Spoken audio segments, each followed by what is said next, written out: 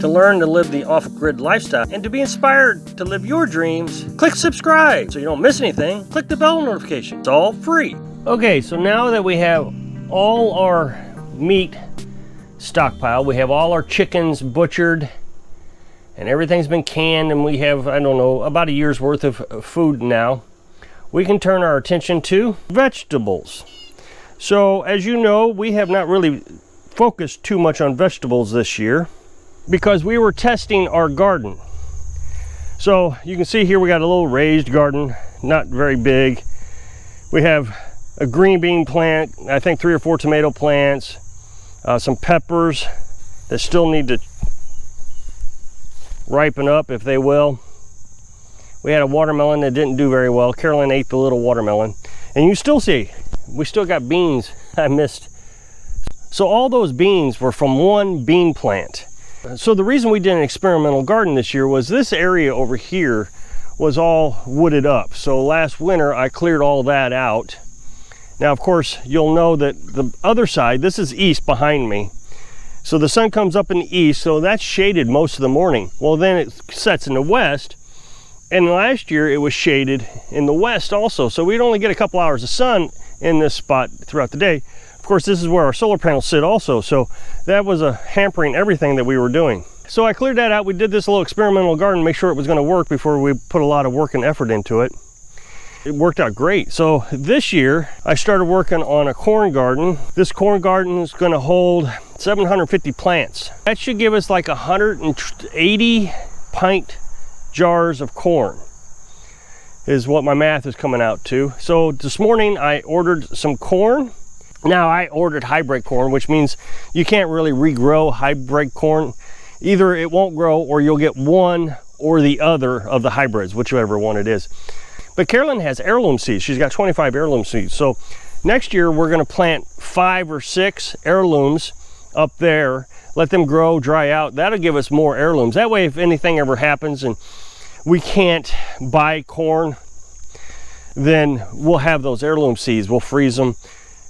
And as long as we have 750 seeds, we know that we can always stock this. Pretty excited about our garden next year. We've got the chicken thing figured out, so next year we can get chickens for butchering. Now next year we're going to butcher chickens in November. So that'll give us plenty of time to can all our vegetables. So we'll get beans and corn is what my thinking is going to be our primary vegetables. I know that a lot of people grow gardens for their fancy stuff, like peppers. I'm not a big pepper fan. I look at eating like it's something that I have to do. I don't look at it as something that, oh, I got to put a lot of effort into and get all these fancy foods and, you know, gain 100 pounds. I eat because it's a necessity.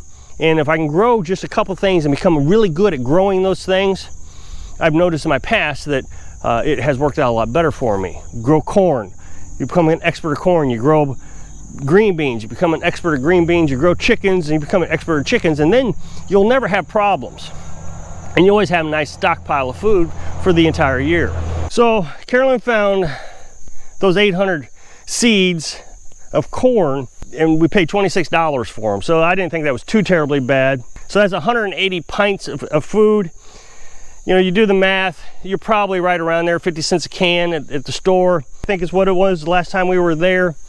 That's if we had to buy 180, that would be $90, is that right?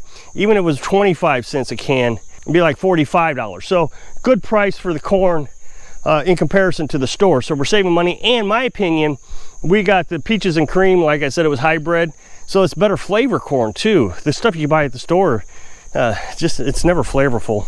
So we figured with that one bowl of beans, that would make 2 pints when we can it. So, you know, we'll do 20 bean plants. That'd give us 40 green beans. Won't get near as many green beans, but with the corn and the green beans, that would be, you know, sustainable. We're also going to expand our garden area, we think. Of course, right now, we kind of got it cut off doing the experiment, but we could bring it down and up further. We can take it all the way to the corn garden. We could probably bring it over to here. We got lots of room over here. Get rid of these branches that I cut down and stockpiled. up so we can get all that planted. We also have this up here. There's a lot of stumps, and I know everybody telling me to get rid of the stumps and all that. We're not going to. We're going to let them rot away. But you know, we got area here where we can plant a lot of stuff. And this has already got sun. This has sun quite a bit of the day. So our garden might be spread out this next year, but we're going to get a lot of vegetables that we'll be able to can. So today I got to clean out the meat chicken run so I can let the littles have more space. You know, they're doing pretty good. They're getting better. They're coming out more often. So you can see the littles now are kind of hanging out with the hens. So things are getting better, more peaceful in here. Used to be the littles would just stay in the coop, but you can see we got the 3 hens, the 3 mature hens right here in front of the camera, and the rest of them are over in that corner. So that's really good news that they're starting to come out. So I'll give them some more room. It's been about 4 weeks now that they've been trapped inside the coop. They were supposed to adapt after 2 weeks. So I'm really happy to see that. Now that I'm ready to get these guys more room, of course, that's how it always works. So I'm gonna get this cleaned up here, and that way they can have all the space they want. It'll also cut down on the flies. I don't know if you can see the fly strip there, but it's just covering flies. I just put that up 2 days ago. There's another one on the ground that fell down apparently. Okay, so the chickens have been out of here 3 days. That means they're not eating the grass for 3 days. And you can already see that the straw, I would imagine that's the straw, has already seeded and started growing. That's how fertile this manure is, this chicken manure. So I'm gonna take this chicken manure, I'm gonna put it in the corn garden. So I gotta get all this cleaned out and restacked, put it away a little better, because I don't want the hens, once I open this all up, I don't want the hens laying their eggs in this. I've already caught them doing that. They've jumped the fence a couple of times, got in here, and they laid their eggs in here. I'll lose them if I do that. I'm gonna get the wagon down here with the lawnmower, and I'm gonna shovel it all out, and that way the littles have a little bit more room.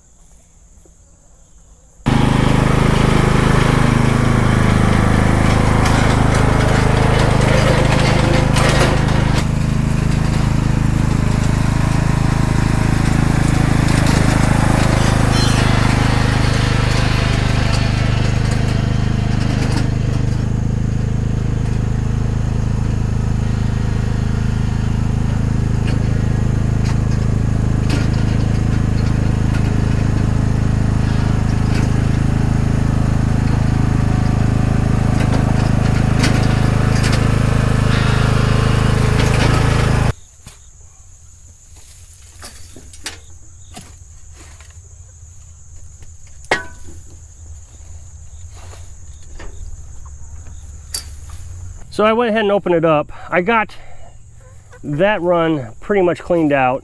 I was able to move the dome over there so they got some place to hide if they want to go in, I don't know, extra shade.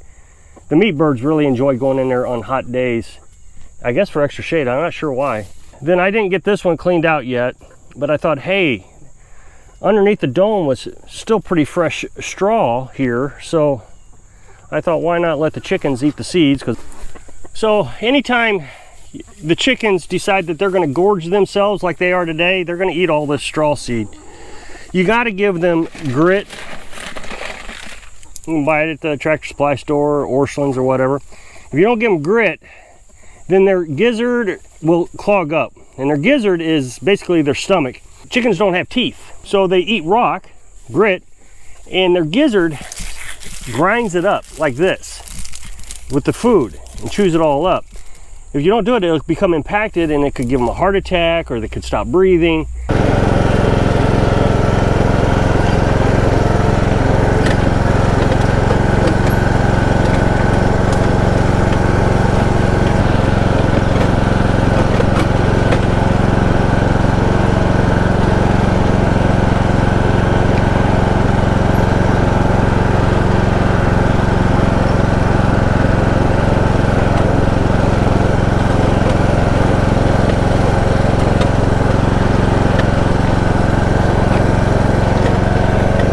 Okay, so tomorrow I'm going to spread this fertilizer out into the garden.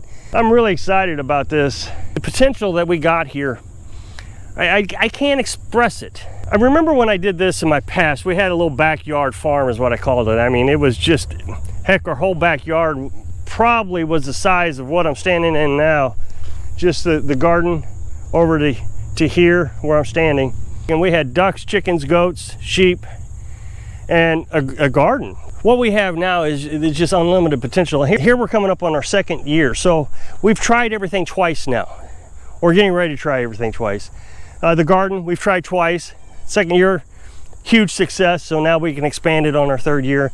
The independence of this is undescribable. Maybe because I've been so driven to get to this point in my life that the feeling is just overwhelming to me.